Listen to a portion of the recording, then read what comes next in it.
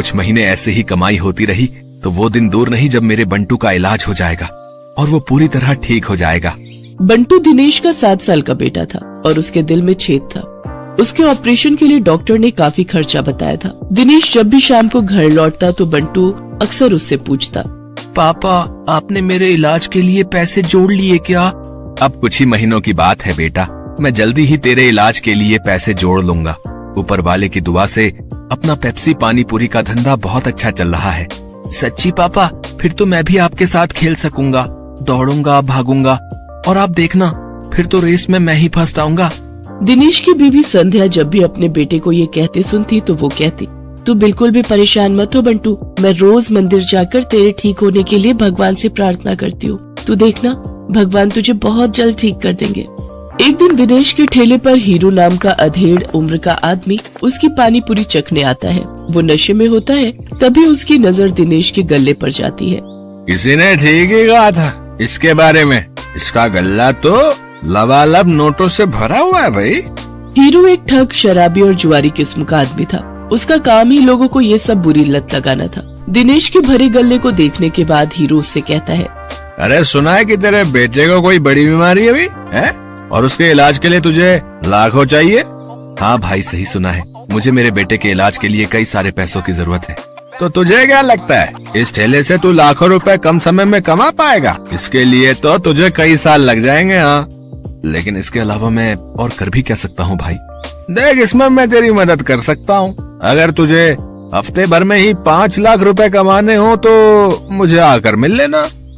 ये रहा मेरा पता, ठीक है ना? अच्छा अब मैं चलता हूँ, ठीक है भाई? आखिर ऐसा कौन सा रास्ता है इसके पास जो ये मुझे एक हफ्ते में इतने पैसे कमा कर दे देगा? खैर मुझे क्या, मुझे तो बस अपने बेटे के इलाज के लिए पैसे से मतलब है। एक काम करता हूँ, एक बार जाकर इससे मिल ही लेता हूँ। यही सब सोचकर एक दिन दिनेश जाकर हीरू से मिलता है।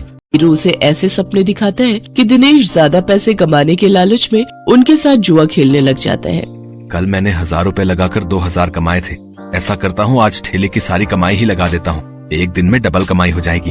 धीरे धीरे दिनेश को जुए के साथ साथ शराब की लत भी लग जाती है। शराब की लत उसे ऐसी लगती है कि उसका अपने काम में मन ही नहीं लगता और वो ठेले पर खड़ा होकर भी शराब के नशे में डोलता रहता है। भैया एक प्लेट लगाना तो।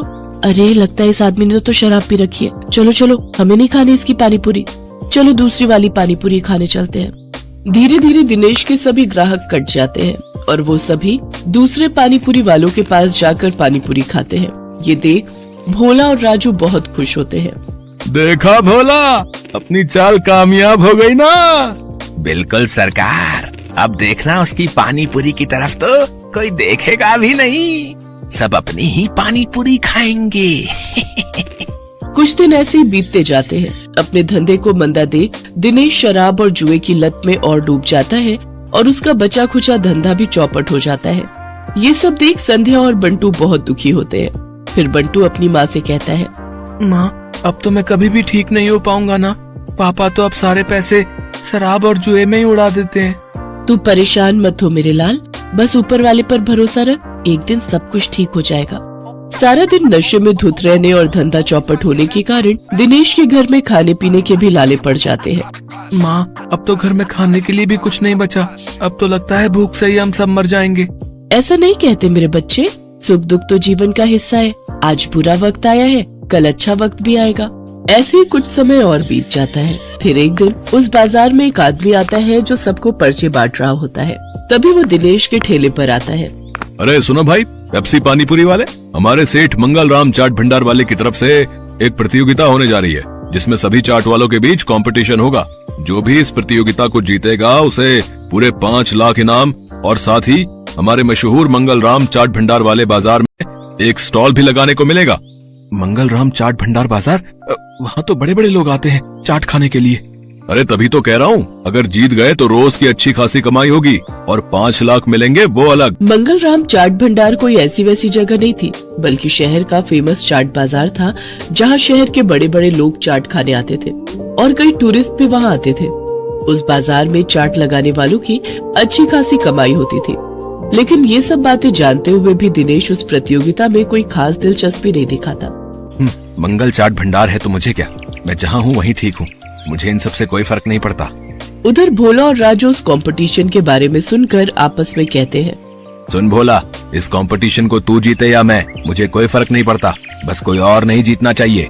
हाँ भाई, बस एक उस दिनेश का ही डर था, लेकिन वो तो हमारी कृपा से फेल हो चुका है, तो अब हम दोनों के अलावा उस कंपटीशन को कोई जीत ही नहीं सकता।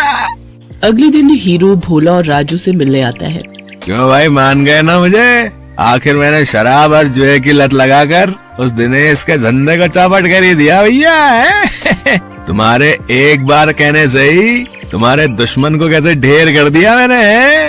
अगर वो ढेर नहीं होता तो हमारा धंधा आबाद कैसे होता भाई? उसकी पेप्सी पानी पूरी ने तो हम लोगों का धंधा ही चौपट कर दिया था भाई। तभी उनकी ये सारी बातें दिनेश सुन लेता है और अपने किए पर उसको बहुत पछतावा होता है। मैं भी कितना बेवकूफ था जो इन पाखंडियों के झांसे में फंस गया और बर्बाद हो गया, लेकिन अभी भी कुछ नहीं बिगड़ा है। मैं इन सबको मजा चखाऊंगा, मैं इस प्रतियोगिता में हिस्सा जरूर लूंगा। यही बात मन में ठाने दिनेश उस चाट प्रतियोगिता में हिस्सा लेता है और अपनी पेप्सी वाली पानीपुरी की रेसिपी से इस कॉन्टेस्ट को जीत लेता है, जिससे उसे 5 लाख का इनाम मिल जाता है। साथ ही मंगल चाट भंडार में स्टॉल लगाने के लिए जगह भी। इनाम से मिले पैसों से वो अपने बेटे का इलाज करवाता है। बंटू पूरी तरह से ठीक हो जाता है और वो भी दूसरे बच्चों की तरह खेल कूद करने लगता है। दिनेश की पेप्सी पानीपुरी अब मंगतराम चाट भंडार की जान बन गई थी। उस बाजार में जो भी ग्राहक आता वो उसकी पानीपुरी चखे बिना वापस नहीं जाता। उसकी तरक्की देख राजू, भोला और हीरो को अपनी करनी पर बड़ा पछतावा होता है।